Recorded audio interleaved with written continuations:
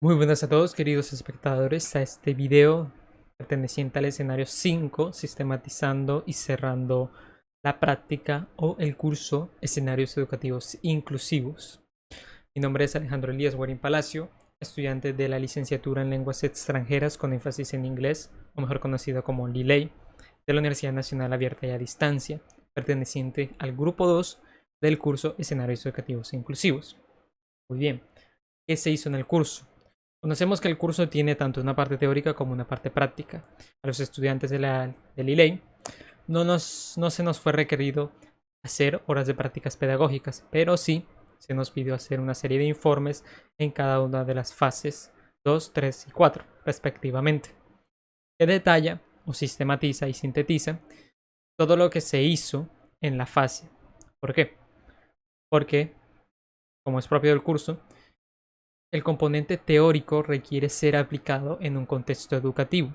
En este caso, mi caso, el contexto educativo fue una institución educativa, valga la redundancia, llamada el Colegio de Barranquilla Codeva, una institución, un colegio muy conocido en la ciudad y uno de los más longevos, teniendo más de 105 años laborando en el ámbito educativo.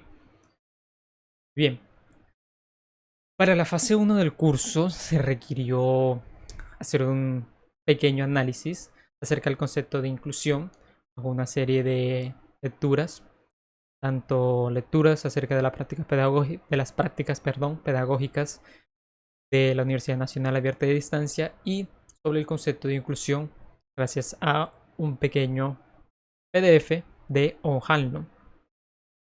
En lo personal no realicé esta actividad por motivos personales. Aún así, fue utilizada como insumo el concepto de inclusión dentro del ámbito educativo para el desarrollo de las siguientes fases.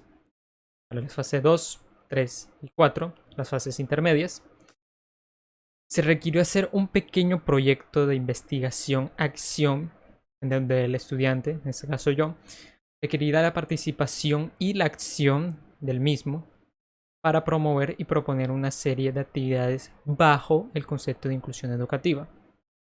Por lo que se hizo, en primer lugar, para la fase 2, un análisis del estado de la inclusión educativa en el municipio, en la ciudad de Barranquilla, en este caso.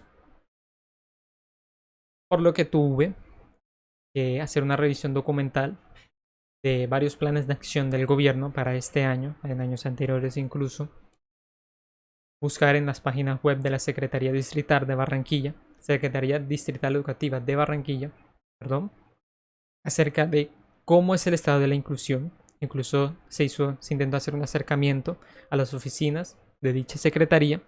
Sin embargo, por todo el proceso burocrático que eso requiere, y ellos están atendiendo otros casos, mi caso fue asignado para días fuera de la entrega de la actividad. Fue para mediados de octubre. La actividad se entregó hasta el 3 de octubre. Perdón, hasta el...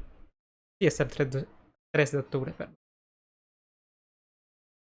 Entonces, haciendo luego una revisión, pude concluir, indagar, que aquí en Barranquilla se está siguiendo los lineamientos, primero del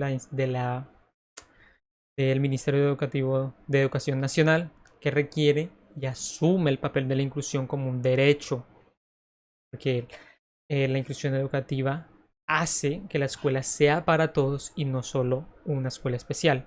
Todos tienen el derecho de entrar a una escuela y ser parte de ella, indiscutiblemente e indiscriminadamente, perdón, de sus discapacidades o contexto psicosocial. Bien, para la fase 3,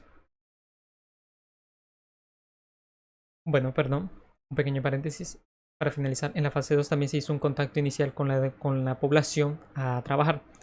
Como yo ya estoy haciendo prácticas pedagógicas, o hice más bien prácticas pedagógicas en este periodo 1604, asumí también el rol de poder llevar con responsabilidad y el desarrollo de todas estas fases que se requieren.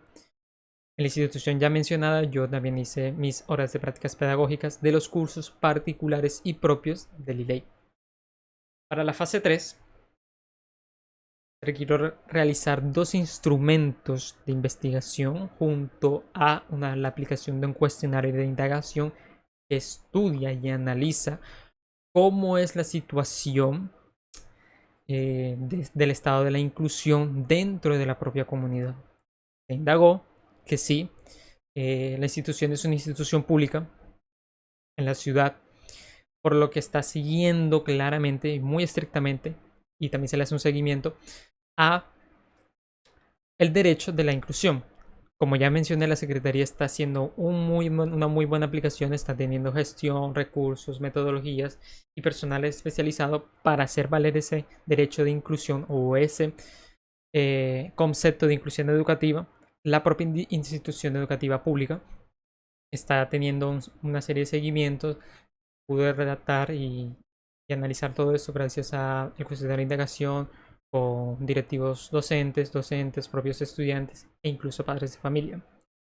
Sin embargo, hay ciertas falencias porque si bien la institución está brindando muchos espacios de integración de la comunidad, de escucha a la comunidad, algunos padres de familia, especialmente los padres de familia, están haciendo caso omiso. No están haciendo, digamos que un buen seguimiento de integrarse ellos mismos a la propia comunidad, sino lo dejan a su merced, entre comillas. Lo digo entre comillas, porque no se están preocupando mucho por cómo se está em, eh, haciendo ese seguimiento de inclusión, o no se están integrando mucho a la particularidad de la vida escolar, sea para los directivos, sea con los directivos docentes, perdón, o con sus propios hijos, en este caso los estudiantes. Entonces, por un lado se tuvo ese cuestionario de indagación y por el otro se aplicó dos instrumentos de investigación, uno un cuestionario en línea para los padres de familia del grado segundo B, que es el grado donde yo estaba trabajando, mis cursos de prácticas pedagógicas Liley, y